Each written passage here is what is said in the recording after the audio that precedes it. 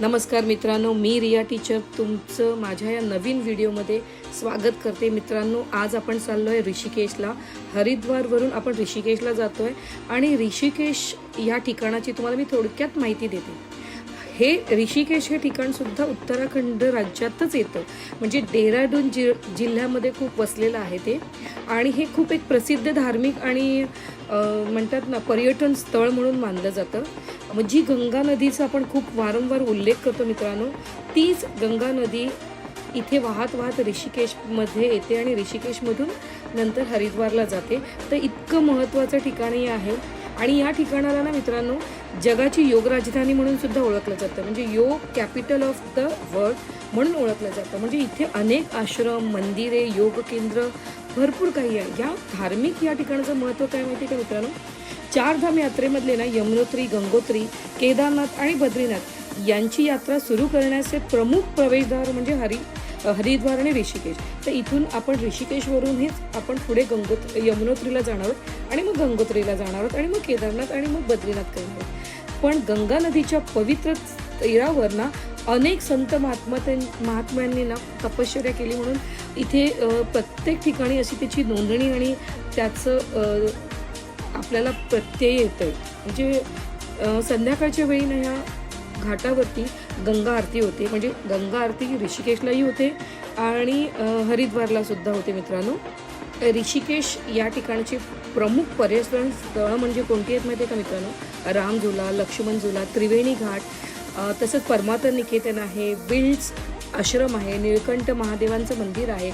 आणि इथे ॲडव्हेंचर म्हणून काय केलं जातं तर मित्रांनो, रिव्हर राफ्टिंग, पंजी जम्पिंग, त्याच्यानंतर कॅम्पिंग, ट्रॅकिंग, योग आणि ध्यान शिबिरंसुद्धा इथे घेतली जातात। आणि इथे येण्याचे म्हणजे या ठिकाणाला भेट देण्याचं उत्तम काळ म्हणजे कोणता माहिती का मित्रांनो, सप्टेंबर ते नोव्हेंबर आणि तसेच फेब्रुवारी ते एप्रिल हा ऋषिकेशला भेट देण्याचा खरंच उत्तम काळ मानला जातो इकडे।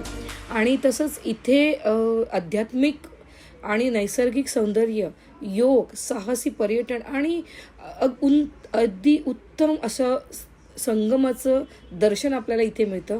तसंच इथे मित्रांनो रिव्हर राफ्टिंग करतानाची म्हणजे इथेच रिव्हर राफ्टिंगचं एंड होतं, पण रिव्हर राफ्टिंग थोडं मागे केलं जातं आणि मग त्यांचा प्रवास। आणि मित्रांनो खूप ऊन लागल्यामुळे इथे एका ठिकाणी गीता प्रेस म्हणून आहे, त्या गीता भवनच्या समोर प्रसाद म्हणून उन्हाळ्यात आता रूह वाटत होते।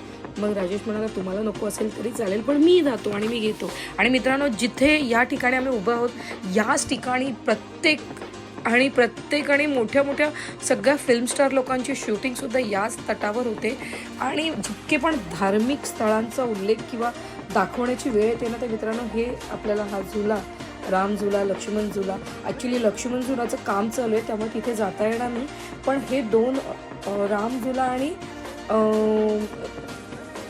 अजून कोणता मी तुम्हाला झुला सांगितला, रामझुला आणि मला वाटतं लक्ष्मण झुला, तर त्याचं थोडंसं रिन्यूएट चालू आहे, म्हणजे ते एकदम काच टाकून ना पूर्ण पारदर्शक करणार आहे। आणि मग मी ऋषिकेशला खाली थोडं पाण्यामध्ये उतरली तर तिथे शिवपिंड दिसली। मग म्हटलं चला गंगेचा अभिषेक आपणही करून घ्यावा आणि छानपैकी मी पण अभिषेक केला। आणि आत्ता ज्या वेळेला मी आली आहे ना तेव्हा पाण्याचं रौद्ररूप नाही आहे मित्रांनो, त्यामुळे उतरणं फार सोपं आहे। पण जेव्हा पाणी खूप असतं ना ते रौद्र रूप बघून मित्रांनो खूप भीती वाटते। पण खरं म्हटलं ना तर खरं आपल्याला स्वतःच्या मनात देवाबद्दलची श्रद्धा, त्या धार्मिक स्थळाबद्दलचं आपुलकी, प्रेम आणि ह्या संत महात्म्यांनी इथे दिलेली तपश्चर्या करून जो ह्या ठिकाणाला पवित्रता दिलेली आहे ना त्याचा अनुभव ह्या ठिकाणी येऊन इथे उभं राहूनच कळेल।